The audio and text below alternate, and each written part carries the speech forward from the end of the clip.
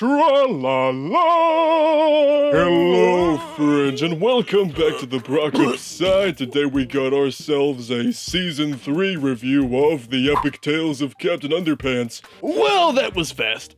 So yeah, only a few short months ago, Season 2 of Captain Underpants came out back in February, and now 5-6 months later, here we are talking about Season 3. I was really hoping we would get a third season of Captain Underpants, because if you've seen my last two Captain Underpants reviews, you know I really like this show for the nostalgic purposes, the funness of it, but mostly it's the nostalgic purposes. But what I didn't expect was the third season to get here so damn quickly. I figured, okay, maybe we'll get a third season in the winter time or early next year or something, but no, it was only a few months. So didn't give me enough time to prepare my tra-la-las, but you know what? So once again, everything I've really enjoyed about the first two seasons of Captain Underpants are back here once again, with the humor straight out of the books, the fun creative villains, the fun creative flip-o-ramas, and some really fun storylines involving George and Harold, and, Melvin and Principal Krupp, and all the other characters that they're allowed to use in the show.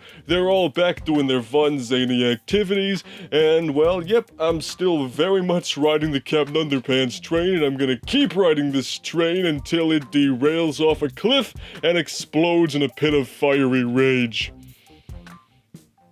But let's get into more detail about it, shall we? So Season 3 picks up where Season 2 left off, on the big cliffhanger that George and Harold were going to separate summer camps. One was going to Lake Summer Camp, and then one was going to Camp Lake Summer Camp. I know it's a little confusing, it took me a few episodes to tell them apart myself, but then the first episode shows that they're actually in the same camp. Well, it was technically once the same camp, but it was divided up on a wall thanks to Mr. Krupp, just to keep them separated the whole summer, hopefully turn them into enemies. But of course it doesn't last very long, then the camps join together to make one big camp, and yeah, so all kinds of Captain Underpants / summer camp related shenanigans occur, and yeah.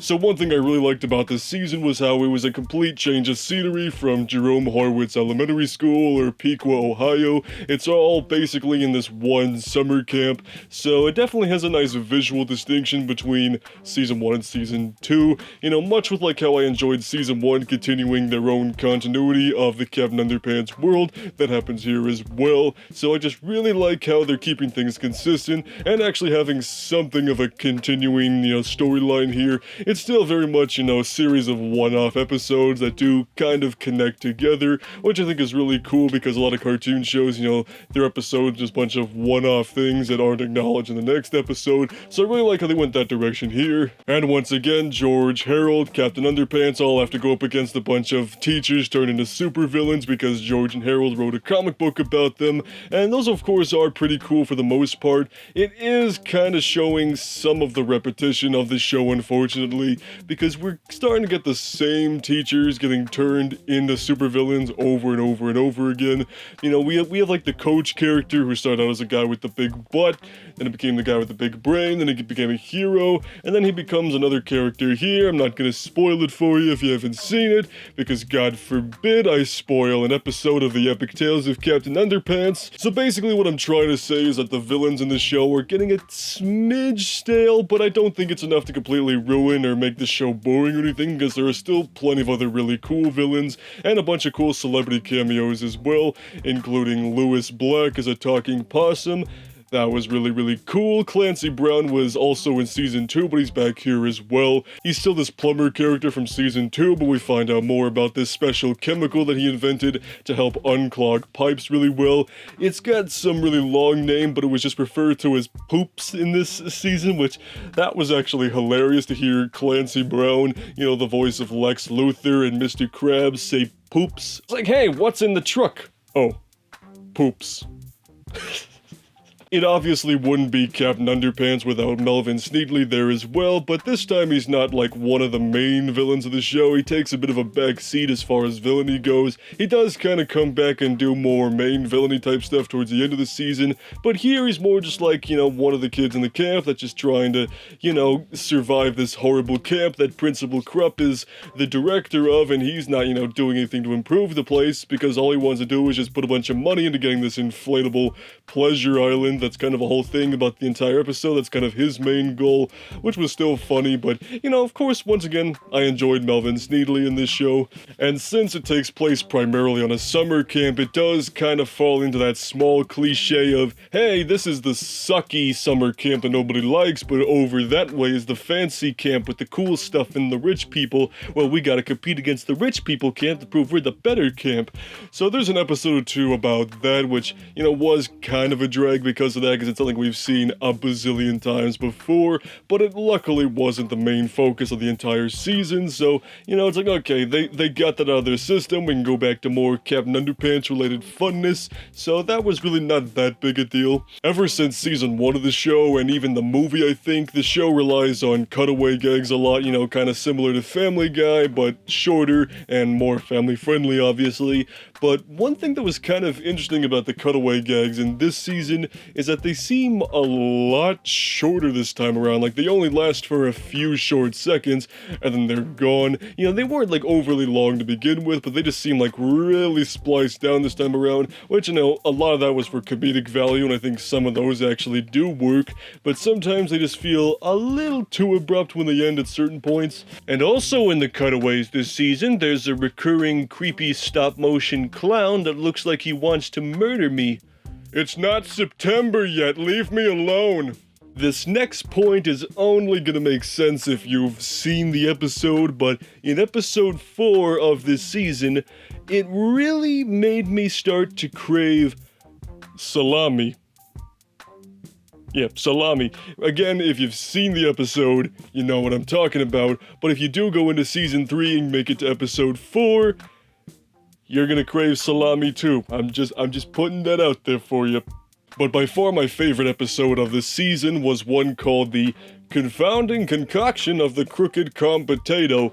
This one was really fun because it kind of strayed away from the formula a little bit, or at least kind of did something a little differently with the episode formula. So in this episode, all the kids are stuck inside due to the storm, so they decide to pass time by taking turns coming up with a Captain Underpants story around this evil calm potato. And this was actually really, really fun because every time it went to a different kid who picked up the story and continued it for like a minute or two, the art style completely changed, the story went, and just was some really fun, creative stuff, and I really liked that because, it's like after seeing, George and Harold make a comic book, like, oh, okay, so this is Captain Underpants, and he's fighting this bad guy with the big butt, and then he went, oopsie doopsie. Being able to see that in a little bit of a different way was really refreshing, and of course, the villain does, of course, come to life at the end of it, that Captain Underpants has defeated, but yeah, that episode just really sticks out to me really well. I really enjoyed that episode about the calm potato. And probably my second favorite episode is the one about this ghost dentist that's just trying to clean people's teeth.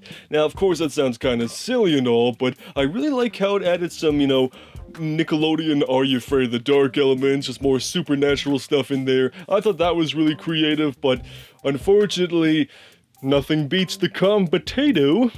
And much like the previous season, this one also ends with a 2-part episode, but this one doesn't end with like a big dramatic cliffhanger that we're just dying for next season to come so we can discover what happens. This one ends on a bit more of a happier ending, kind of everything gets resolved at the end. George and Harold are just chilling with their victory, and they're just kind of joking, with their meta humor, being like, ah man, we made it through another season, we're probably not gonna come back another one of these, cause what's worse than a show overstaying its welcome. And then this plane flies by that says more Captain Underpants along the way.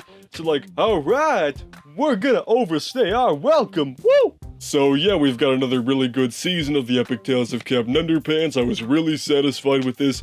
It sounds like we're getting a 4th season of this show, or at least I really, really hope so, because, I'm just really loving this show. It brings me back to my childhood a little bit, gives me some good laughs, and just a fun 22-minute long show that I can just sit back and watch at work, instead of doing actual work. But as somebody that did read the Captain Underpants books as a kid, there were just so many things from the books that I really want to see get translated into animation form. But like I said in my review of season 2, they're probably not allowed to do that in case DreamWorks wants to make more movies. So, but there's just so much I want to see there, like, the episode where they go to an alternate universe, where everybody is evil, some of the time travel elements, seeing Professor Poopy Underpants come back as Tippy Tinkle trousers, just stuff like that, but honestly, at the end of the day, I'm just really grateful that we're getting so much Captain Underpants related stuff since 2017.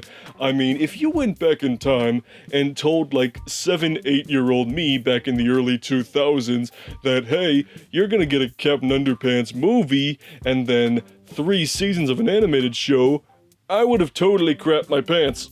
So yeah, DreamWorks, Netflix, you keep releasing that Captain Underpants content, and I will always be here to enjoy it. I promise. So, those are my thoughts on the epic tales of Captain Underpants Season 3. If you guys seen Season 3 of this show, or if your toilet pipes are really clogged up and you gotta fix it by pouring poops down the drain, let me know it's down below, and we'll see you on the tra-la-la side.